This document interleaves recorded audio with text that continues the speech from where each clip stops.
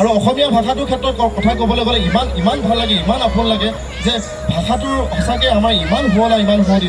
মোৰ আপোনাৰ দেশত ধুনীয়াকৈ লিখি থৈ গৈছে, পৃথিৱীৰ ক'তো বিচাৰি জনমটো নোপোৱা কৰিলে উপাত। মাজনীকো নাপাওঁ, নিজৰ মা সদায় মায়ে, মাতৃভূমিখনকো ক'তো বিচাৰি নাপাওঁ। মই আমেৰিকাত থাকোঁ, লণ্ডনত থাকোঁ, য'তেই নাথাকোঁ লাগিলে, মই ডাঙৰ হোৱা ধূলি বালি, মই ডাঙৰ হোৱা এই উপজা মাটি কেতিয়াও ক'তো আমি পাব নোৱাৰোঁ। আৰু অসমীয়া ভাষাটোক আমি ইমান শুৱলা, ইমান শুৱনি এই ভাষাটোক আমি ক'তো পাব নোৱাৰোঁ। গতিকে এইটো ভাষাৰ মাধ্যমেৰে আপোনালোকৰ ল'ৰা ছোৱালীখিনিক শিক্ষিত কৰক, সমান্তৰালকৈ ইংৰাজী ভাষাৰ ওপৰতো গুৰুত্ব আৰোপ কৰক। আপোনালোকৰ সন্তানটি খুব সুন্দৰ হ'ব, খুব ভাল হ'ব।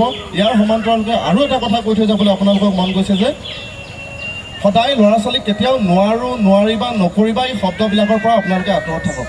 যিকোনো কথাতে আপোনালোকক কুৱেশ্যন কৰে, এইটো কিনো মা, এইটো কিনো দেউতা, এইটো কি হয়, এইটো কি হয়, যেতিয়া মাকগৰাকী বিজি থাকে, সেই এইটো নুসুধিবিচোন ৰ, কিবা এটা কৰি আছোঁ। এইটোৱে আটাইতকৈ ডাঙৰ ভুল। সেইটো এই শিশুসকল এতিয়া এজন অৰ্জুনৰ দৰে।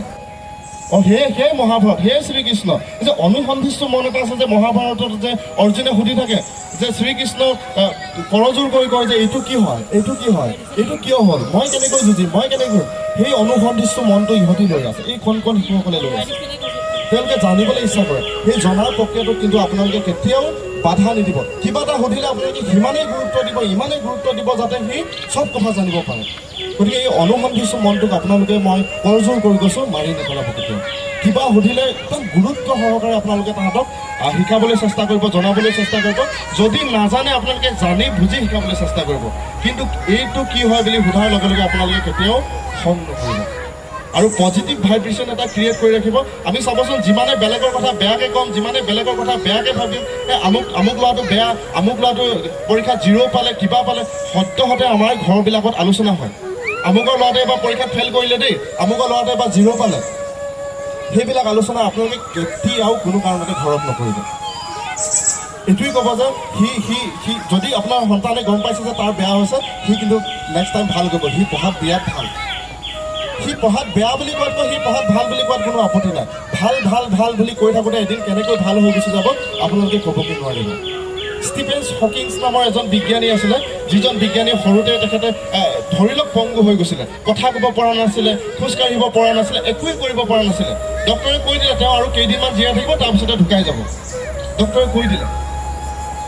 কিন্তু ষ্টিফেন হকিংছৰ মন আৰু মানসিকতা ইমানেই শক্তিশালী আছিলে যে মই জীয়াই থাকিব লাগিব।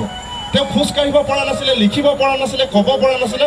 হুইল চেয়াৰত বহি পেলাই চকুৰে চাই টেকন'লজিৰ যোগেদি ব্লেক হোল নামৰ এটা থিয়ৰী বনাই দিলে, যিটো থিয়ৰীৰ যোগেদি গোটেই পৃথিৱীৰ মানুহে বিশ্বাস কৰে যে পৃথিৱীখন কেনেকৈ সৃষ্টি হ'ল। পৃথিৱীখন কেনেকৈ সৃষ্টি হ'ল সেই কথাটো কোৱা মানুহজনে খোজকাঢ়িব নোৱাৰে, কথা ক'ব নোৱাৰে, লিখিব নোৱাৰে, একোৱেই কৰিব নোৱাৰে।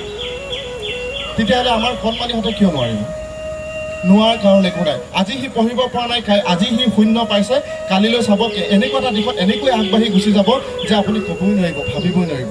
গতিকে আপোনাৰ সন্তানটিয়ে পাৰে, আপোনাৰ সন্তানটিয়ে পাৰিব, আপোনাৰ সন্তানটিয়ে কিবা এটা কৰি দেখুৱাব, সেইটোৱে বিশ্বাস ৰাখিব। বেয়া কাম এটা কৰিছে ভালদৰে বুজাই ৰাখক। আৰু অভিভাৱক আৰু শিশুটোৰ লগত সদায় আপোনালোকে বন্ধুত্বপূৰ্ণ সম্পৰ্ক কৰক।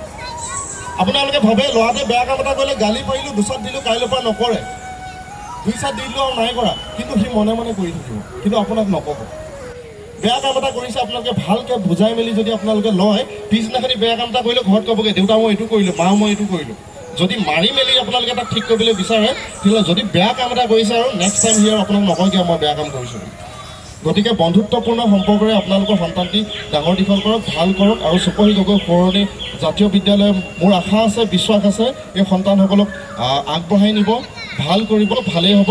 গতিকে সেই বিশ্বাসেৰে আপোনালোকে সহযোগিতা কৰক। ইয়াকে কৈ মই মোৰ বক্তব্য সামৰণি মাৰিছোঁ। উদ্যোক্তা সমিতিক ধন্যবাদ জ্ঞাপন কৰিছোঁ। ধন্যবাদ।